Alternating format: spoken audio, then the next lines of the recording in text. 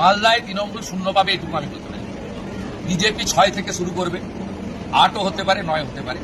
এতে বলার কি আছে? গিয়ে থামবে আমি জানি না। পুরো পশ্চিমবঙ্গের মানুষ সবাই জানে, বাপ যেই রাস্তা দেখিয়ে গেছে ছেলেও তো সেই রাস্তায় হাঁটবে, তাই না?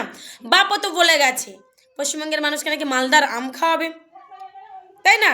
না মানে মোদিজি নাকি বড় গ্যারেন্টি, তার ছেলে যদি বলতে পারে আমি ছোট গ্যারেন্টি, তাহলে বাপ যখন বলে গেছে মালদার আম খাওয়াবে, তাহলে ছেলেও তো বলবে যে মালদাতে তৃণমূল নাকি হারবে। আর কোথায় থামবে জানেন না?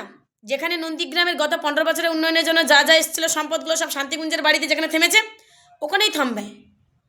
না মানে পশ্চিমবঙ্গের মানুষের কি বুদ্ধি বিকাশ সব লোপ পেয়েছে? যারা ধর্ম দিয়ে রাজনীতি করে, যারা দাঙ্গা লাগায়, হিন্দুদের বাড়ি পোড়ায়, যারা হিন্দুদের মন্দিরে লেখে আই লাভ মোহাম্মদ, যারা হিন্দুদের ভগবানের মূর্তি ভাঙিয়ে রাজনীতি করে, তাকে ভোট দেবে সেই রাজনৈতিক দলকে?